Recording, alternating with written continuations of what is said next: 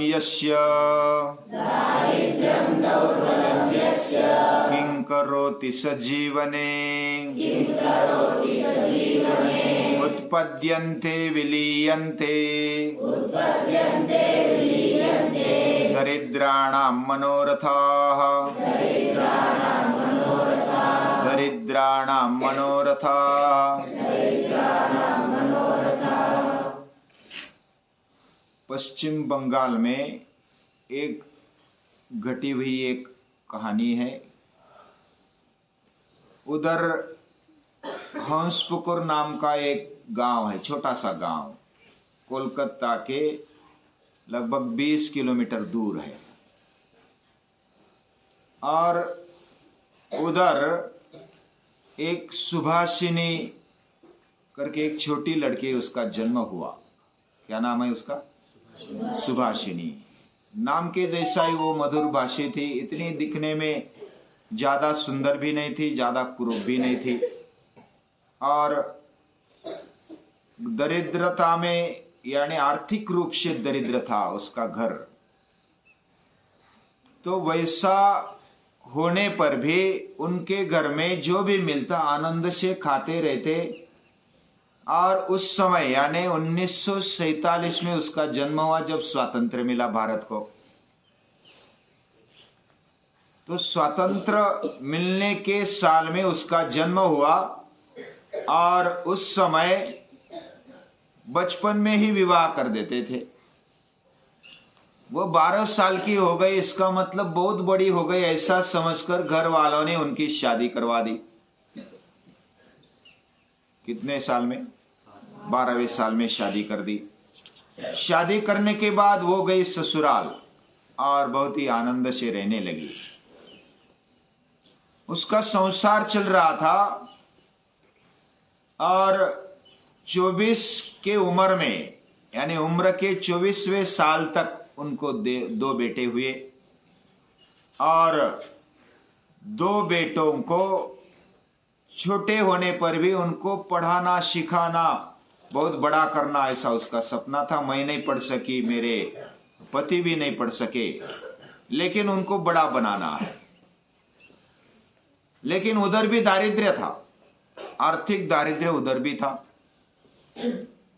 पति बीमार पड़ गए और बीमार पड़ने के बाद प्राइवेट हॉस्पिटल में जाने के लिए पैसे नहीं थे, तो सरकारी हॉस्पिटल में गए। और सरकारी हॉस्पिटल की अवस्था उस समय तो बहुत खराब थी। डॉक्टर भी इतना ध्यान नहीं देते थे, रुग्ण आते थे वैसे ही पड़ जाते थे। तो उनके पति पर इतना ध्यान वो देते नहीं थे। और गरीब घर के हैं तो कौन ध्यान देगा, ऐसा भी होता है। आजकल थोड़ा बदलाव देखने को मिलता है। लेकिन पति की सेवा शुश्रूषा वो करती। उसने ही, घर वाले जो थे वो इतना एक्टिव नहीं थे, उसने ही अस्पताल, वो सरकारी अस्पताल में लेकर गई पति को। अपने बच्चों को भी संभालना, खाना पीना देना, फिर अपने पति की शुश्रूषा सेवा करना। तो पति बीमार इतने हो गए कि उसमें ही वो चल बसे। उम्र के 24वें साल में वो विधवा बन गई। सुभाषिनी, उसके मन में यह आया कि ये दरिद्रता के कारण और अस्पताल के अव्यवस्था के कारण मेरे पति गुजर गए, मेरे पति नहीं रहे। उसको बहुत दुख लगा कि ऐसे केवल पैसा नहीं था और मुझे कुछ ज्ञान भी नहीं था, तो शिक्षण का अभाव और धन का अभाव ये उसको बहुत खलने लगा। लेकिन क्या करती, वह चुपचाप बैठ गई। लेकिन चुपचाप बैठने का उसका मन नहीं था। तो वह क्रियाकर्म करके बाद में उसने सोचा कि मैं अस्पताल बनाऊंगी। अभी वो कुछ पढ़ी लिखी नहीं, वह धुनी भांडी करती। उनके घर में कोई खेती नहीं थी, वो मोल मजदूरी करते। पति भी मोल मजदूरी करते थे, वो भी मोल मजदूरी करने लगी, धुनी भांडी करने लगी, बर्तन धोने लगी दूसरों के घर जाकर। उतने में गुजारा नहीं होता था, तो और पैसा जमा कर रखना चाहिए अस्पताल बांधने के लिए। तो क्या करे, तो उसने सब्जी खरीदना, थोड़े पैसे जमा करवा लिए। बाजार होता था ना उस समय, सब्जी खरीदना किसानों से और बेचने के लिए वो बाजार में जाना। ऐसा हफ्ते में 1-2 बार वो करती, और हर हफ्ते वह 10-20 रुपए जितना भी जमा होता वो बचत में जमा कर देती। तो लगभग 20 साल तक उसने बचत की, तो कितना रुपया जमा, तो लगभग 10,000 रुपए उसके पास आ गया। 10,000 आने के बाद उसने क्या किया, एक गांव के कारीगर को बुलाया और एक बड़ा झोपड़ा यानी कुटी जैसा बड़ी कुटी बना दी, और उसमें अस्पताल शुरू करे। यानी 1991 में, यानी अभी वो जिंदा सुभाषिनी, तो 1991 में उसने ये अस्पताल बनवाया। और उधर हर गांव में जाती, हर शहर में, उधर कोलकाता में जाती, डॉक्टरों को बोलती कि आप कुछ हफ्ते में, 15 दिन में, महीने में 1-8 दिन आ जाओ और इधर सेवा दे दो। और जो बड़े लोग थे, श्रीमंत लोग थे, उनके पास जाती, आपकी दवा अगर बच गई लेने के बाद तो वो इधर दे देना, मेरे पास दे देना। वो ऐसी दवा इकट्ठा करती और घर घर डॉक्टरों के पास जाती, और उधर जो भी बीमार आते उनकी सेवा करती, शुश्रूषा करती।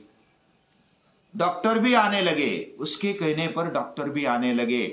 जो दवा लेने वाले लोग थे, बची हुई दवा तो देना नहीं तो वो फेंक देते थे, और वही दवा देना, उसका उपयोग करके फिर डॉक्टर वही दवा को दे देते थे।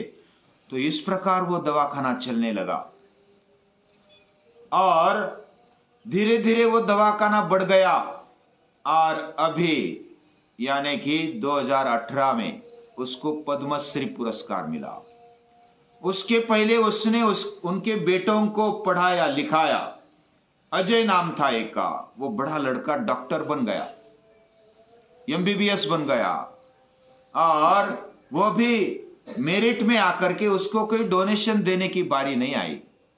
वो MBBS बन गया, डॉक्टर बन गया, और वही अभी दवाखाना चला रहा है। और उसको बहुत ही आनंद आता है। 2018 में उसको पद्मश्री पुरस्कार दिया। नरेंद्र मोदी हमारे जो पंत प्रधान है, माननीय पंत प्रधान, उन्होंने उसको बुलाकर, अभी उधर 250 पेशेंट आ सकते हैं और अपना बेड पा सकते हैं, इतना बड़ा अभी हॉस्पिटल बना है। और उनका जो कार्य, अभी भी वो सेवा में रत रहती है। अभी उनकी उम्र कितनी होगी, वो 53 साल, और ये 22 साल, कितने हो गए, 75 साल की है वो, और भी अभी भी जिंदा है। ऐसे सुभाषिनी माता देवी उसको बोलते, सुभाषिनी देवी। उसके आसपास के गांव में उसको सभी जानते हैं।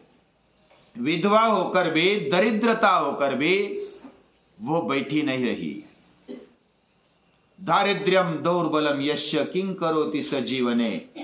वो दुर्बलता, निर्धनता होने पर भी उसने अपने मन में ठाना कि मैं करके दिखाऊंगी। मेरे पति ऐसे मर गए बिना दवा के, बिना धन के, और इसके कारण वो मर गए। उसको अच्छा नहीं लगा, उसने जीवन भर याद रखा, और अभी सेवा करती है, शुश्रूषा करती है जो भी रोगी है उनकी। किं करोति ऐसा बोलकर वो ठहरी नहीं। उत्पद्यन्ते विलीयन्ते, जैसे दरिद्र जो होता है ना, वो दरिद्र समझो कि आर्थिक दृष्टि से ठीक है दरिद्र होना, लेकिन मानसिक दृष्टि से, शरीर की दृष्टि से दरिद्र होना ये पाप मानना चाहिए। क्योंकि हमारे हाथ में, हम अगर मेहनत करते हैं तो शरीर हमारा हट्टा कट्टा रहता है, भले मिर्ची भाकर खाओ, और हमारा मन भी मजबूत रहता है। ऐसी मन मजबूत रखकर ये सुभाषिनी माता, सुभाषिनी देवी डटकर खड़ी रही, और अभी वह सम्मान से अपना जीवन जी रही है, और उसको सेवा करने में, दूसरों का जीवन आनंदी और निरोगी बनाने में उसको आनंद आता है। ऐसी सुभाषिनी देवी को, उसके कार्य को नमन करते हैं, प्रणाम।